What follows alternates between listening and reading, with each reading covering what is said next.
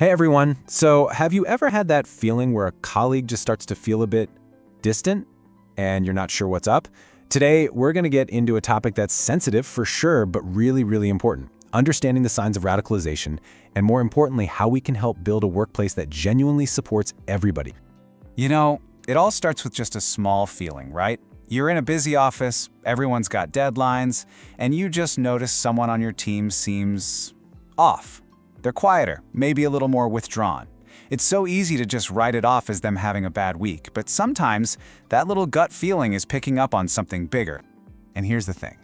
What if that gut feeling isn't something to ignore? What if just noticing that small change is actually the most powerful tool you have?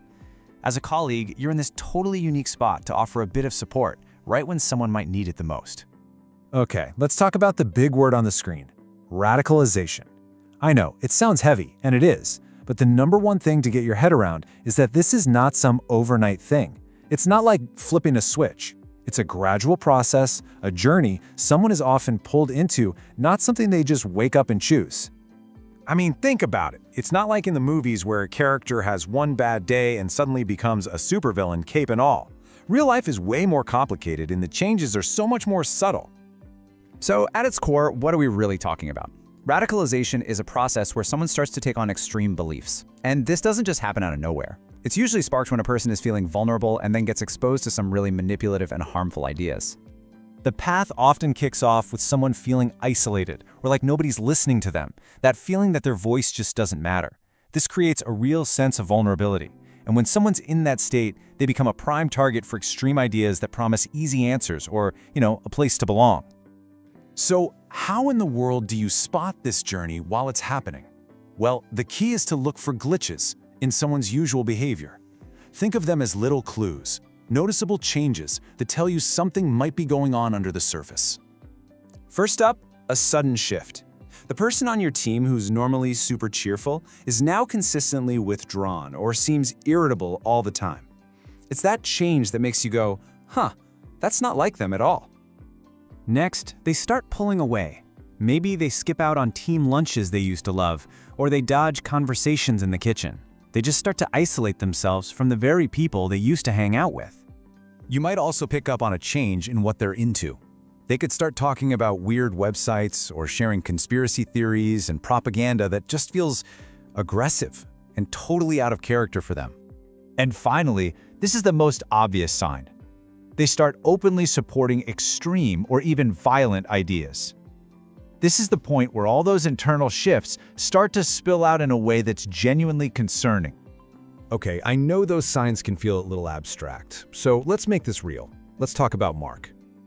Mark is just a regular guy. Seriously, he could be working in any office, maybe an office just like yours. He's on a team, he has deadlines, he's dealing with all the normal pressures of a job. So, at first, Mark is a totally engaged member of the team. But over a few months, his colleagues start to notice he's getting withdrawn, spending way more time by himself, just online. By month 6, the change is huge. He's sharing really extreme political stuff and just seems angry all the time. And here's the most important part. His friends saw this pattern and they decided to step in.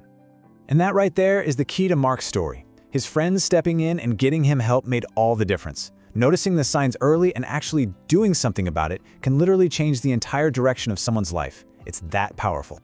Which brings us to the most important part of this whole chat. You. Because you are so often the first person to notice when something's off. And that means you can be the first person to help. When you see the signs, you've basically got two choices. The passive route is to do nothing, maybe because you're not sure what to say or you're afraid of getting it wrong. But the proactive approach, that's where the magic is. It means offering support, opening the door for a real discussion, and having the courage to speak up. So what does this actually mean for you right here, right now? Well, it really just boils down to 3 simple things. First, be vigilant. Just pay attention to the people around you. Second, offer support. Even a simple, "Hey, you okay?" can make a huge difference. And finally, speak up. Talk to a manager, a tutor, anyone you trust if you see something that worries you. You don't have to solve this by yourself. So, we've defined the problem, we've looked at the signs, and we've talked about how you can be a huge part of the solution. Now it's time to really think about how this all applies in our own workplaces. Let's talk through a few key questions together. First off, let's think about a crazy busy office. Deadlines are flying, everyone's in their own little bubble. What are some of those really subtle signs, like the ones Mark was showing, that could just get completely missed? Okay, next question. Let's be honest, it can be really hard to speak up sometimes. Why do you think people hesitate? What are those barriers? And more importantly, what can a workplace do to build a culture where raising a concern actually feels safe and supportive? And for our last one, let's get super practical. Offering support is a nice phrase, but what does it actually look like? How can you check in on a colleague in a way that feels genuinely helpful and not, confrontational? Thinking about that could be the key to making a real difference.